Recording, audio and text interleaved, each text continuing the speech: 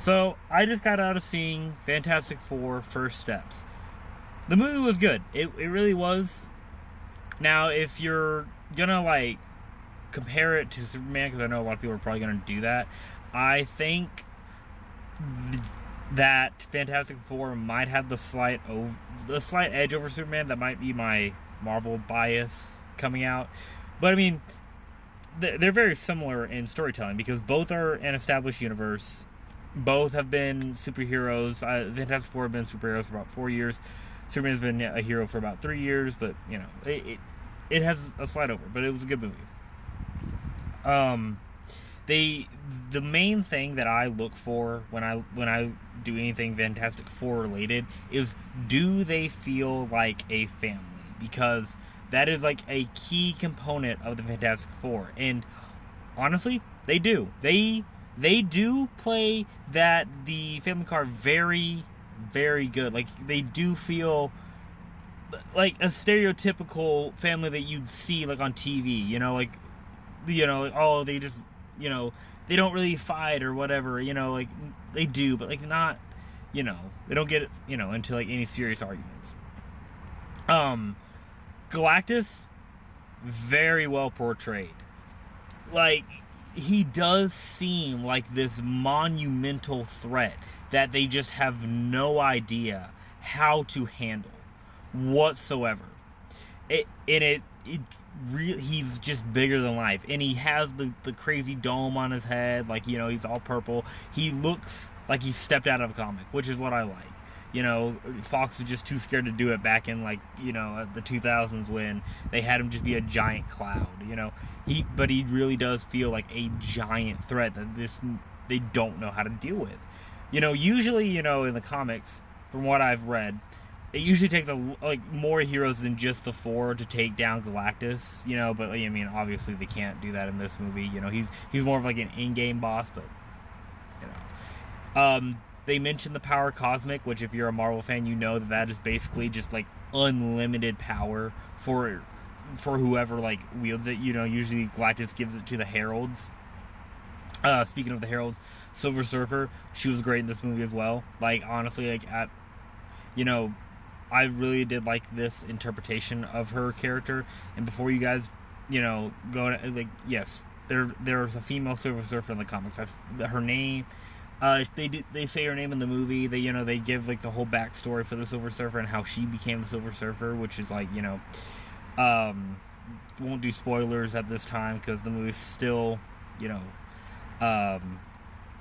it's only been out for like a couple of days, so I don't want to give any spoilers for anybody watching this. The plot, very, it's jam packed with a lot of things, but like, it does, show like, hey, like, does show Reed like actually like, being the smartest man, because like in Marvel Comics, Reed's the smartest man in the universe. Like, there's no question about it. He is an absolute dick in the comics. He's not a dick in the movie, but he is an absolute dickhead in the comics. His ego is like, think Tony Stark but multiplied by like 1,000,000. And then then you have the ego of Reed Richards.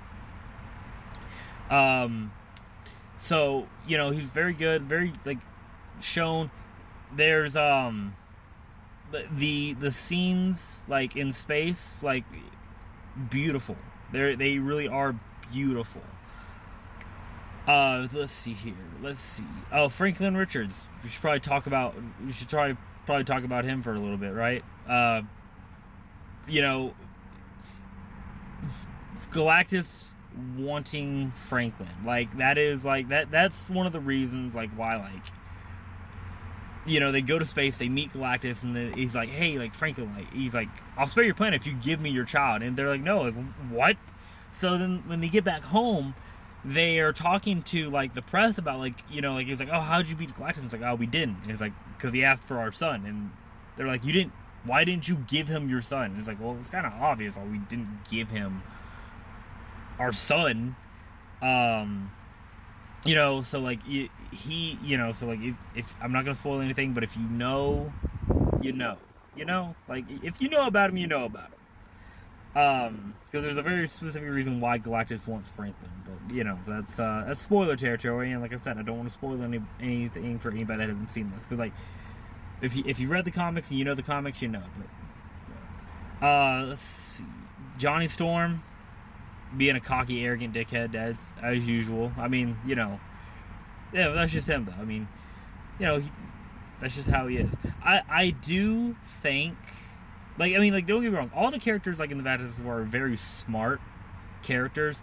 But, like, there are some scenes where, like, Johnny was able to figure something out that Mr. Fantastic couldn't. And I get it. Like, you know, you want to have something for each character to do because you have 4 characters in the movie. But sometimes I'm just like, I'm like, okay. You know, that's a little weird for Johnny to be able to figure that out. But, you know, that's it. You know, but overall, a very good movie. Everybody feels fantastic.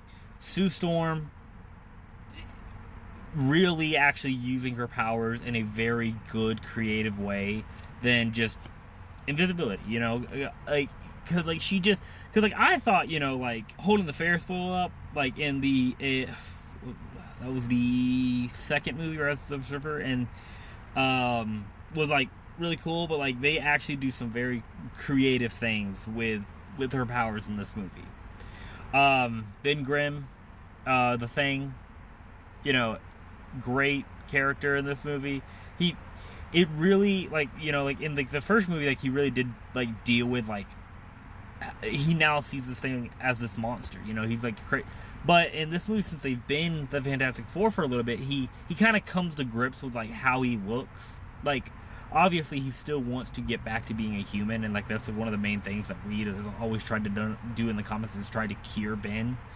But like, you know, he comes more to grips with themselves because like now, like, you know, like everybody loves them and they love the Thing and they like to see him, and like because of like the catchphrase, it's clobbering time, which like that's very funny like bit in the movie. You know, but like he comes more to like grips of who, like, what he is and who he is, and that's like I think that's very important for that character. You know, they don't, but you know, they do explain how they get their powers. So like, if you don't know anything about the Fantastic Four, and like, you know, like obviously you need to know like how did they become fantastic, you know. But honestly, like, I think it was a very good movie. I think that, you know, if you're a fan of superheroes, if you're a fan of comics, if you're a fan of, you know, just movies in general, like, you will like this movie. It is a little jam-packed with everything. You know, they go through, like, a bunch of, like, you know, Fantastic Four villains and, like, stuff like that. But, honestly, I honestly really did enjoy this, and like I think Marvel is probably finding is probably going in the right direction with this kind of stuff, because it's a standalone movie. First off, you don't need to know anything else to go and watch this movie, which is very, very important for a Marvel film. Like, you need to have your standalone movies, because like it does say like, hey, this takes place in an alternate universe. Like, they make that very clear from the get-go. Now, it doesn't explain how they get to the main universe, but, you know, they do, like, you know, hint at Doctor Doom in a post-credit scene. So, you know, and it's already been confirmed that Doctor Doom is Robert Downey Jr.'s Doctor Doom. It wasn't like a stand-in or anything like that. So, we'll see where this goes. You know, they'll be back for Doomsday, so we'll see where, you know, this takes us, you know. But, yeah, that's my thoughts.